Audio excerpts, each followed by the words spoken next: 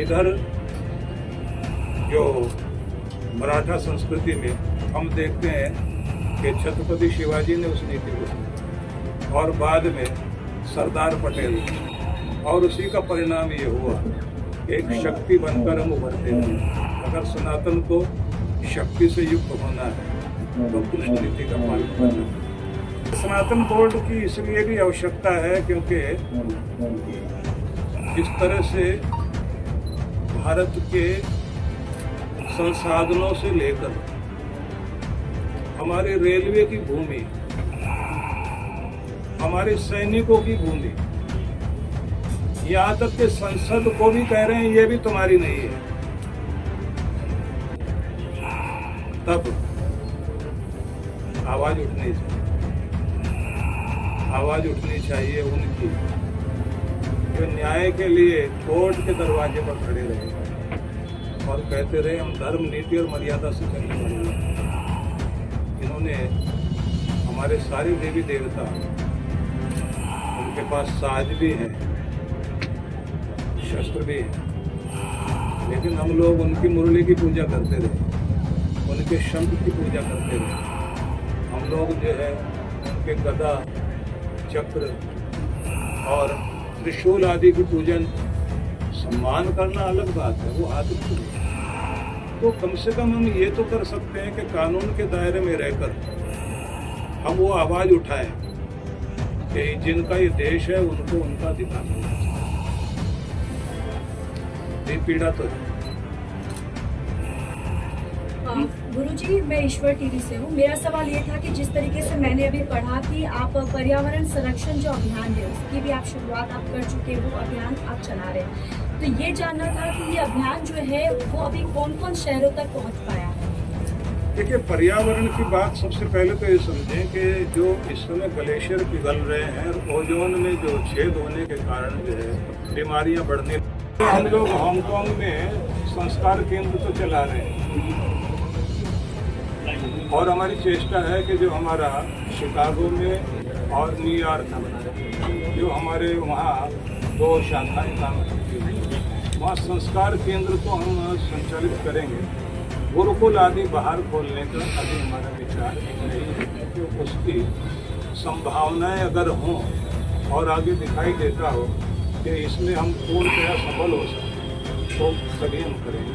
लेकिन भारत में हम लोग 10 स्थानों पर गुरुकुल खोलने जा रहे हैं। अभी हमारा दिल्ली में गुरुकुल चलता है, उत्तर प्रदेश में कानपुर, बिठूर में है, और तीसरा हमारा है नागपुर, महाराष्ट्र। 3 अभी हमारे चल रहे हैं और 7 अभी हम लोग खोल रहे हैं। संख्या क्या है गुरुजी? देखिए, सारा एक चीज़ मैं भूल गया आपको बता, आपने अच्छा काम करती हैं और हम लोगों ने ये चेष्टा की कि महानगरों के माध्यम से हम लोग काम करें। ये तो एक दिशा हुई। दूसरी दिशा हमारी ये रही कि हमने ध्यान पर प्रयोग शुरू की। हम 2 तरह से कार्य करते हैं। एक तो हर वर्ष लोगों को तीर्थ में ले जाकर और वहाँ ध्यान कराते हैं। दूसरी चेष्टा हमारी होती है कि जो हमारी तपस्या की एक परंपरा रही है उससे भी लोग परिचित हों। तो हिमालय में ले जाकर, हिमाचल का जो हमारा आश्रम है वहाँ पर हर वर्ष हम तप साधना कराते हैं। जो हमारी प्राचीन चांद्रायण तप साधना है वो सबको हम लोग कराते हैं। ये अनुकंपा आप सबके ऊपर है कि जिस प्रकार से आप नियति द्वारा निर्देशित होने के कारण पूरे समाज को दर्पण दिखाने से लेकर दिशा देने का कार्य कर रहे हैं। और ये कार्य साधारण कार्य नहीं है, जन चेतना को जागृत। उसमें एक फिल्म आई थी कोई, स्लम डॉग मिलेनियम, वहाँ उसका गाना बोलते थे वो जय हो ऐसे करके। उसके बाद हमसे जो वहाँ के वॉइस ऑफ अमेरिका के प्रतिनिधि थे उन्होंने हमसे पूछा कि क्या भारत में ऐसा किया जाता है कि किसी बच्चे की आंख फोड़कर उससे भीख मंगवाई जाती है?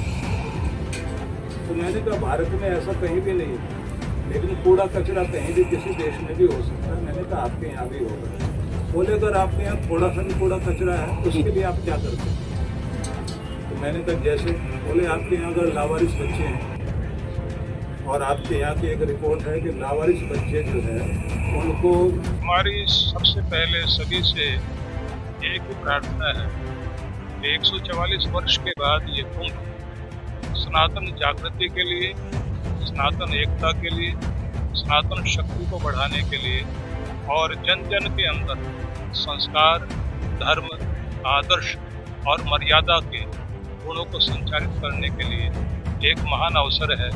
हम सबकी चेष्टा होनी चाहिए कि जहां हम बाह्योपचार के साथ, स्नान आदि करने के साथ, जब पूजन करने के साथ अन्य दान पुण्य कर रहे हैं, वहीं हमारी चेष्टा होनी चाहिए कि हम भगवान का ध्यान अपने भीतर करते हुए उन सब के लिए भी प्रार्थना करें जो समाज में बहुत पीछे रह गए, उनको हम आगे ला सकें। जो अनाथ हैं उनका कुछ न कुछ सहारा हम लोग करें। ऐसे कोई भी लोग हो सकते हैं, विधवा बेसहारा कोई महिला जिसकी बेटी का विवाह का अवसर और वो चाहते हैं कि कोई प्रेम भरे हाथ आगे आए, शक्ति बने। ऐसे कुछ भी संकल्प हम लोग दें, जिसका परिणाम ये होगा कि धर्म लोगों के हृदय तक पहुँचे, समाज को।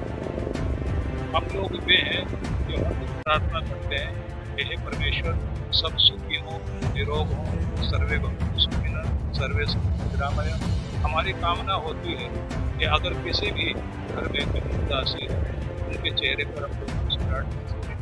जो जीवन में आगे बढ़ना चाहते हैं और अगर उनके जीवन में निराश है तो हम कुछ उत्साहित करें। जिनकी नौकरी नहीं लगी है, भगवान से प्रार्थना करें कि उनको नौकरी मिले।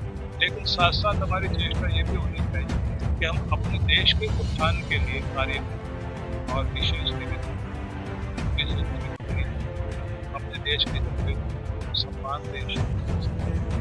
और वो जो केवल 52 सेकंड का है हमारा राष्ट्रपिता है, उसमें तो आदर से कोई हमारे लिए इतने प्रेम से समर्पित होकर सीमाओं पर खड़ा हो, सर्दी में, कोई दफ्तर में, कोई 48-50 डिग्री टेम्परेचर में खड़ा होकर देश को सुरक्षित वो अपने कंट्री को सम्मान दें, अपने देश को सम्मान दें और हम अपने संविधान को सम्मान दें। और आज आवश्यकता है कि राष्ट्रभक्ति की भावना जन जन